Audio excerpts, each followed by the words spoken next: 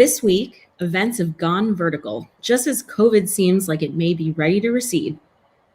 We look at 3 events: South by Southwest, the Grammys, and the NYC Media Lab's Tech+Storyteling event. What worked, what didn't, and will things go back to the way they were? I'm Steven Rosenbaum, and this is Future Forward. I'm Alexa Scordato. Let's launch. Hey, Alexa. Hey, Steve. Happy spring-ish? I mean, it's March Madness, so spring for sure. You know, I've never understood March Madness. I'm missing until I started dating, and I guess now married to a hardcore college basketball fanatic. Okay, first of all, not I guess married to. Married is a thing. You're either married or not married. I happen to know you're married. So. I'm married, but I mean, I guess it started when we were dating. Yeah. I got it. Well, yeah. So I've gone through. This is going to be an interesting show because we're going to talk about virtual events and live events. And I think I've changed since you and I talked about this. I think I've changed my position.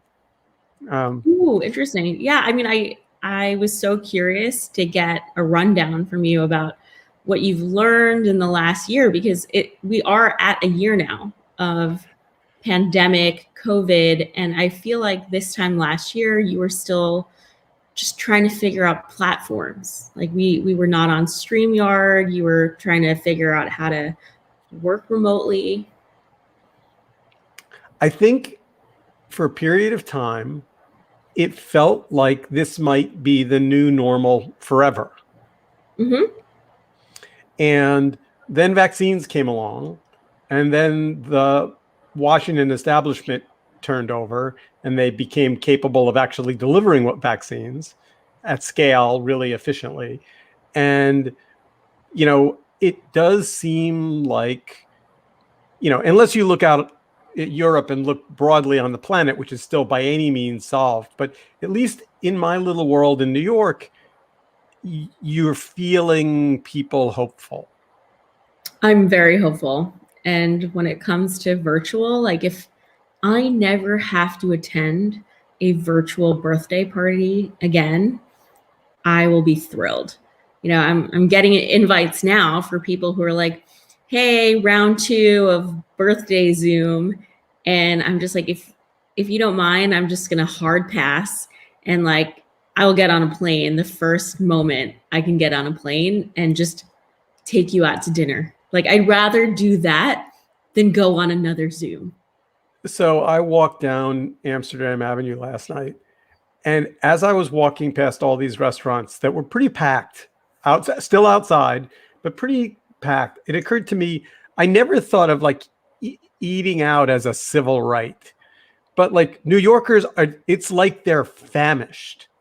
Like they're like, must go to restaurant and eat food. Like, it's like, I mean, I'm very glad, and you know, that's lovely, but it just, it seems, anyway, so we're going to do 3 things. We're going to do South by, we're going to do the Grammys, and then we'll do the Media Lab event. So let's start with South by. Yep. So you did a panel. Did a panel. I'm putting air quotes did because it's so weird because it was recorded, right? It was recorded. So think about it this way. If you were running South by, and you know, South by is, you know, a orgasmic bonanza over like when you're there physically at any given moment, the feeling I remember best is thinking, wherever I am, whatever panel I'm in, whatever conversation I'm part of, I feel like I might be missing something better over there. So, you know, at any given moment, there are 50 or 100 things going on that are all parallel. And one of the things about South by physically is you say, oh, I want to go to the big event in the big room with everybody. And then it's sold out and the line is around the block and you're like, all right. And you end up in the smaller thing that the person isn't quite so famous, and often that's the most interesting. Yep. Like, or you're just tired and you're hanging out on the blogger lounge and you meet someone incredible. So the challenge that South by faced was, how do you replicate that? And if you tried to schedule live events and manage 50 parallel live events, first of all, the tech would fall over. And secondly, people. So what wasn't clear, I think, to the outside world was that a big chunk of South by, like most of it, was pre-recorded. And then there were a couple big live events. The Stacey Abrams talk was live. I mean, there were 3 rooms, I think, that were live event rooms, but it was difficult to message to people, I'm doing a South by panel, but it's a VOD thing and you can watch it whenever you want. That being said, I think that, I don't know what the revenue, I don't know what the numbers are like. I don't know how many tickets they sold. I don't know any of that. But I do think it was successful. At least, I don't even know if I know what that word means. Did you see anything or go to anything, or you weren't able to? No, I didn't. I think I guess I saw some people like tweeting about their sessions, but again, it didn't sort of feel as timely, or I didn't feel as much urgency to be like, I need to get there in the way that I would if I was on site scrambling to get to some hallway. So part of it is, I mean, South by is, on its best day, always got a massive attendance of LobbyCon people who show up in Austin, go to the parties, go to the non-sanctioned events, and never make it to the convention center. Right. Like I don't know what the numbers are, but I don't think there was any real way to do that this year. Right. Unless people had video links. Like, were you given a link to your talk to share? No. The only way you could get to my talk is if you had a ticket. Oh, interesting. Now we'll release it to the masses at some point down the road, post South by. But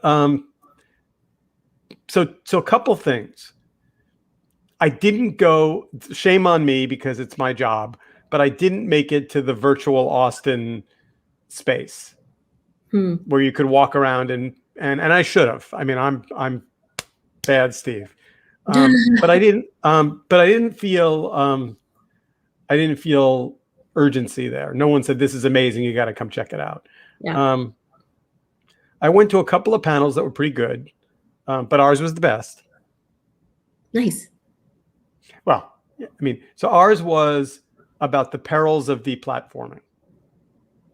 And it was moderated by Ben Smith from the New York Times, and had amazing speaker from the ACLU, and an amazing speaker from EFF, and an amazing speaker from Queen's University in Canada, and myself. And as you might suspect, the idea that deplatforming is a good thing is, at least from the standpoint of intellectual rigor, pretty dangerous. Mm-hmm. So was there any kind of like interaction with the audience? Funny you should ask that question. The panel itself went live when South by opened on Tuesday. And then we did a watch party on Wednesday, in which many of the panelists showed up, and there was a live chat that went on parallel to the stream. We had about 800 RSVPs, and then it was 900, and then it said 500 plus. So I assume that there was 1,000 person cutoff on the reporting number, but I'll get a number. But I mean, 1,000 viewers. That's impressive. Like, impressive. You might not have even gotten that in person. No, when I did it, I've done last 2 years I've done panels at South by, and the room, because again, the difference is they have to make a judgment planning the event about what room to put you in. Right. And so, and this is months in advance. So they put you in a room that's got a maximum capacity of 500 people. And then, the room sells out, and they sometimes will move you, but there's a whole, physical events and digital events are very different. Very different. That being said, here's an NBC News article about the Austin, the city's, the pain that they're feeling of not having the city full of attendees. Yeah, I can't imagine. But this is the first headline that came out of South by. This is the Austin American Statesman, and this is Amy Klobuchar's talk in which he said, "It's time to rewrite our relationship with big tech." Alrighty then. Like, that's a headline. It's a headline, but it's not necessarily news, right? I wonder that it's not news. Has she ever said that? It's easy to say it philosophically, but she's a senator, and a Democratic senator. I didn't have time to go back, but I was wondering if that was actually something that she was part of her campaign, like her platform. I don't know the answer to that. I felt like it was news, but I could be wrong. But you said a few episodes ago, the Biden administration is definitely, I think, ready to play ball. So two things about South by. I went to the swag page, and they had a poster, and they had a hat, and they had a baseball cap, and they had a T-shirt, and I didn't buy anything. Would you normally? Yeah. This is I probably have 10 years worth of South by T-shirts in order sequentially. I know. Did they at least send you some type of commemorative lanyard badge? They did not. Because that's what I don't think collect at events. So here's my take on South by, and then we'll get to some other things.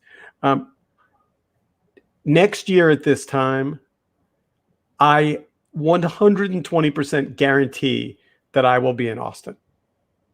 And if they said, we're considering whether to stay digital, it might be they made better money. Right. The ticket was $399. If they sold a significant number of tickets and didn't have to pay all that overhead and physical space and rentals and chairs and screens and AV, it might have been that it was a good business move for them. But it's easier for me to wrap my head around, say, TED, right? TED is what, $10,000 a ticket? If I could watch TED live, I guess, for, I don't know, $1,000 and not travel, I probably would. And so South by do the same thing. Instead of paying for the whatever $1,000 ticket or badge, you can pay, maybe it's pay-per-view, $10 a video. Yeah, I'm gonna push back pretty hard on that. Which one? Which part?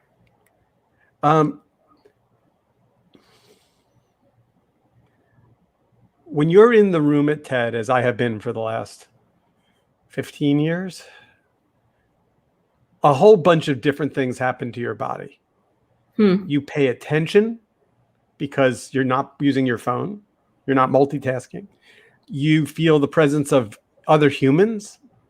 You feel when they lean in. You feel when they get excited. You feel when they check out. Yep. Then you go out to the coffee bar and you get to see an old friend, and that's unbelievably wonderful. Then you see a stranger who either gave a talk or who you've heard about, and you walk up to them and say, "Hey, I want to, I'd love to talk." And because you're in this bubble, the takeaway is extraordinary on all kinds of levels: networking, relationships, humanness, sense of change, sense of the world.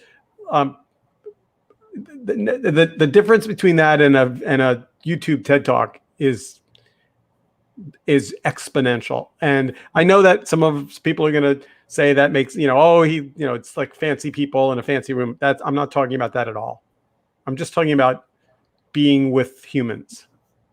That I totally buy. I just think that for people who say can't afford $10,000 tickets or can't fly, that accessing the content and making the event more accessible is not just a net good thing. It's also good for business, right? But it's Business free. of events. Why would you pay $1,000 when it's free? I think it's like, I always feel like I watch TED videos when they're released, but there's something about that like live interactive, like virtual watch party, I guess.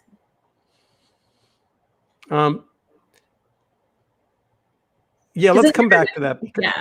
Let's come back to that because I learned some things about that in our event. But let's talk about the Grammys next.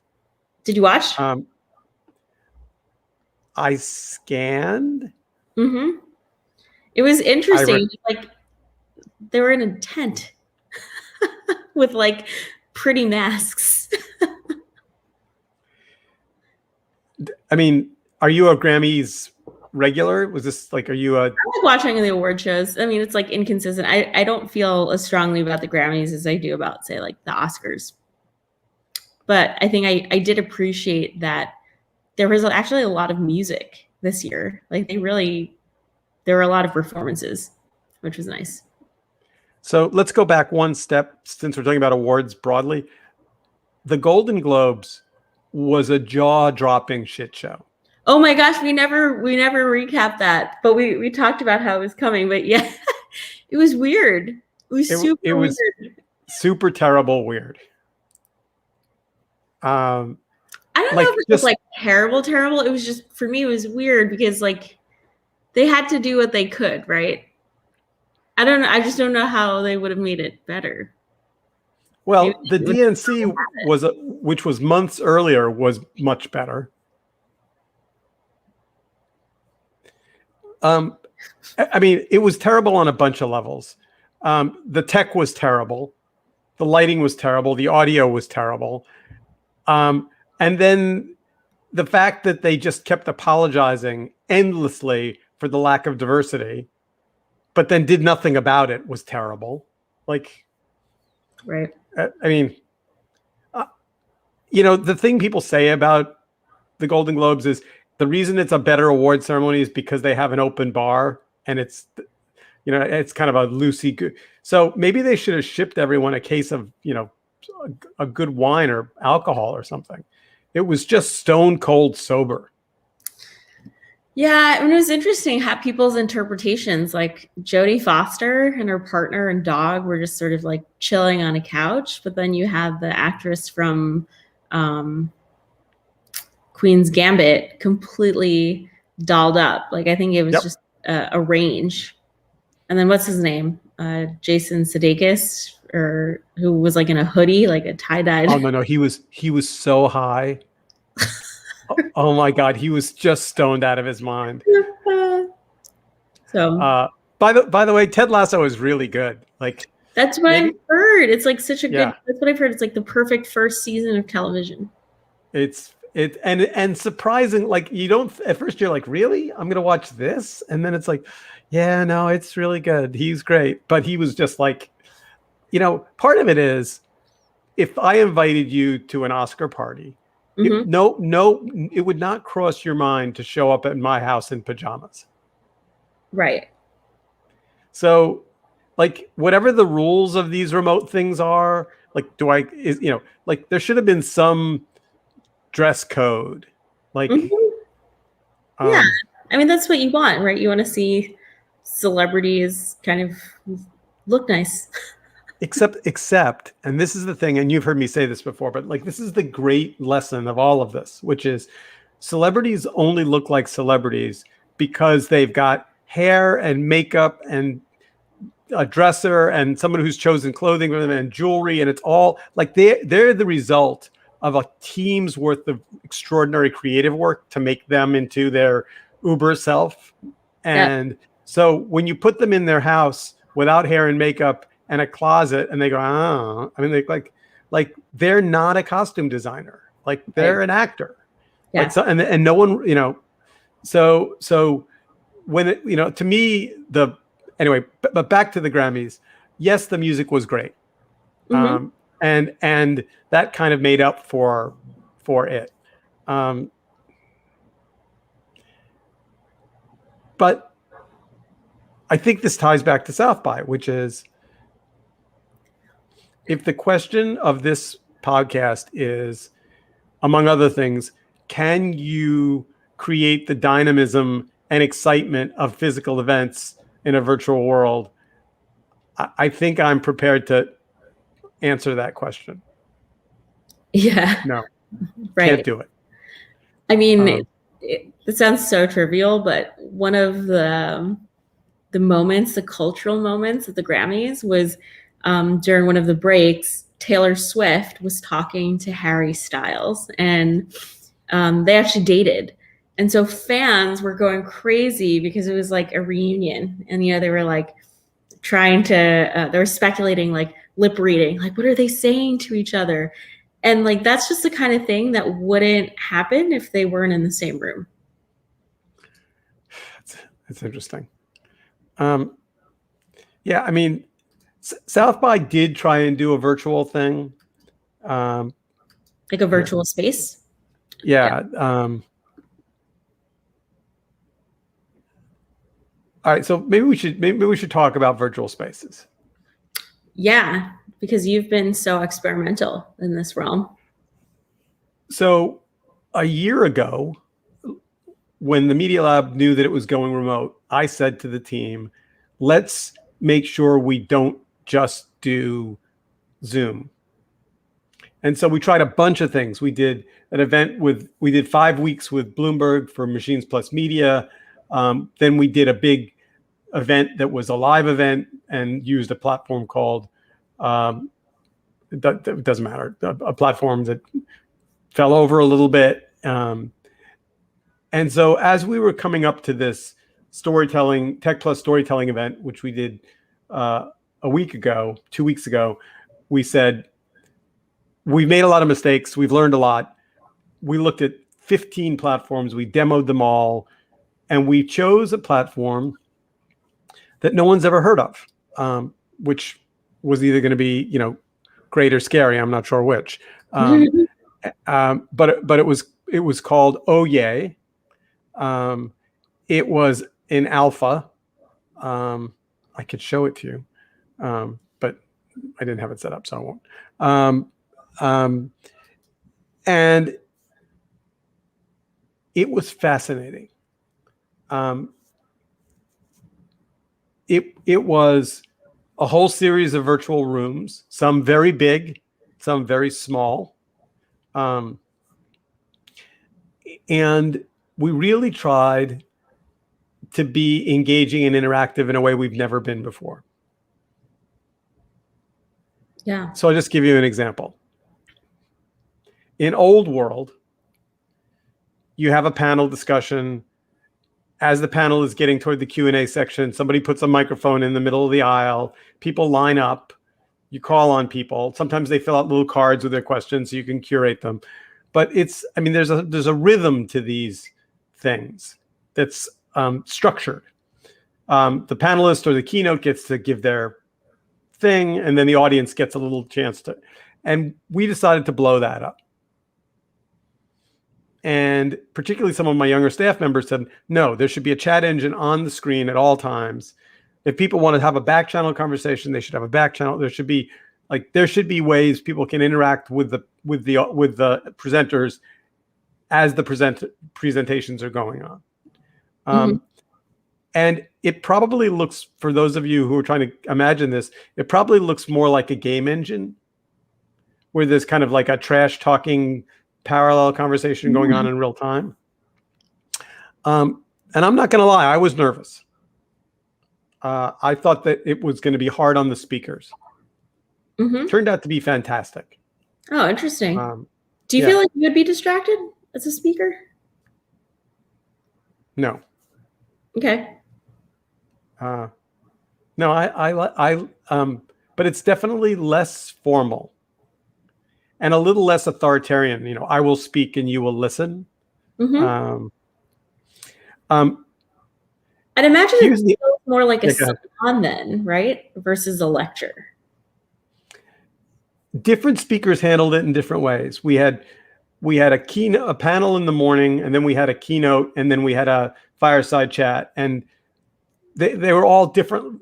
And then we did a series of breakout rooms, and you know, I'm not going to lie, when you're trying to figure out how to take 500 people and move them to small enough spaces where they can have intimate conversations, that's a technological puzzle that is hard to solve. Right. Do you auto-magically put 5 people, random people in a room together?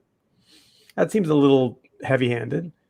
Do you ask people to choose 5 people to go meet with? That's a lot of, it was challenging. It was hard. But good. Yeah. So for folks who are looking to set up virtual spaces at events, I guess, what are your quick pro tips or lessons learned the hard way? I think a couple of things. I think you have to be willing to make mistakes. You know, and this gets back to this question of, you know, kind of when you know what the future is going to look like. Here I couldn't stop myself, so are you pulling it up? Yeah, I'm trying to, but of course it's saying it's not open yet. It's saying it's closed because I didn't go in through the proper door. I think a lot of things, actually. So maybe I'll start with the most important headline. The OEA team, I'm used to doing software development in a very particular kind of way. I'm used to doing, you know, kind of minimal viable product, and then you set up an event, and then people come in, and then they join, and then you review it, and then it goes back, and then you get user testing. This is very different than that. Here, I'll show you what it looks like. Come on, there we go. So this is where people, after they've signed up, they give an email address and a password. They end up here. And what this is the event schedule down the right, so you know exactly when things are going on, and you're not going to get lost. And then a series of different rooms that you can enter. An auditorium, a studio, a help center. Very important that people can get help right away if they have a tech issue, even though it turns out we had none. A hangout space, and then 2 sets of demos. And this, the OEA guys have a Discord channel, and they were incredibly involved, not in designing this was our design, but in doing the tech implementation piece and being supportive, which was amazing. So here, I'll just walk you through the rooms really quickly. Here's the auditorium, and this happens to be 370 J Street. This is a picture of the space, our physical space, and the ability here is the director can change out how many people are on stage and what they're saying, who they are. This is the studio, which is where we did our big events. And again, I'm now in as a user, not as a director, so I can't show you what the camera moves look like. But notice that the chat engine is on the screen at the same time. So people were talking as the presentations were going on. And you see up here on the left-hand side is the word map, so you can navigate in and out of the different rooms. And then we went to demos. And we made a decision here. One of the things we've had happen in the past is that one demo has been popular, and then other demos have had not as many attendees. And so we literally took the number of people that were going to participate in the live demos, and we divided it by 4, and we capped the room size at 1/4 of the total audience. Wow. So if you said, I want to go to see Lure, and you were attendee number 61, you would be told the room is full. Cool. Try another. And the result was all of the demos were equally attended. And then once they filled up, we opened them. So if you went to a demo and you weren't interested, we thought of it a lot like South by. You know, you go into a room, you stand in the back of the room, you listen to the panel, and you go, and then you'd walk out. Yep. So we didn't want people to feel trapped. We wanted them to be able to move around, but we also wanted people to be spread out equally. And then the last thing we tried was we had a series of hangout spaces, and we wanted them to be different. We had a coffee shop, we had a breakout room, we had a couch. Here, I'll just show you a couple of them. Here's the couch. And by the way, users can move the mugs around. So fun. So this was the thing we thought about a lot, which was, do we want people to have little things they can play with? Yes. Do we want them to have so many little gizmos that they become distracted? No. So we made judgments about, how many silly, kind of engaging things to play with. And then here, I'll just show you one more hangout space that's a little different. This is a breakout room. And, we put some fun things in there. So there's a cricket. Mm-hmm. And these rooms are also capped, right? Like 4 people. These rooms are capped. These rooms are capped at 4 people. Mm-hmm.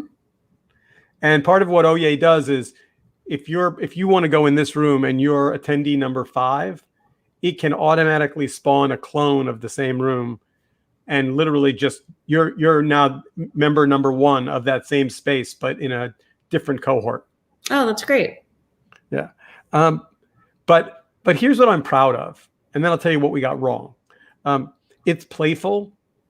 It's personal. Oh, see how I'm up in this window here? Mm-hmm. I can be down here. Or I can be in this chair. And this is all user controllable. Yep. So now here's what we got wrong. And I don't know what we're going to do about it, but we're thinking about it. We said there are all these choices in the Hangout space, and it turned out to be a little overwhelming for people. So it's like less is more? The truth is, I don't know yet. I mean, I know this. If I said to you, hey, you're going to go to an event and I'm going to pair you up with somebody to network with, that would feel icky. Yeah. And so I think one of the things we may try in our next round is to have the rooms have a topic. Okay. Because I think people felt a little bit awkward about what to talk about. Yeah, maybe you could have like maybe you could have cohorts or something, like if as people register or something like that, they have a group tags. Of people. Yeah. So again, this is the question about virtual events, which is to what extent, if I said to you, here's 15 tags, pick 3, and you picked, marketer, software innovator, feminist. Mm-hmm. What would I like? How would that help me find people you want to talk to? Do I want to put you in with people like you? That seems a little heavy-handed. Do I want to put? Yeah, this is a psychological conversation, not a technical one. Right. Which brings me to the question of this podcast, which is virtual events versus real events. I think what? In person. Yeah. I think virtual will have to come a long way to make the social connection part work. Mm-hmm.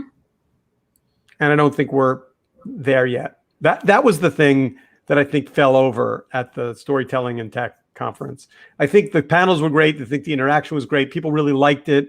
We had 1,000 RSVPs and we had 500 people show up. That's really good. Which is fantastic. We sent out a Survey Monkey and got great feedback. That was fantastic. People really liked it.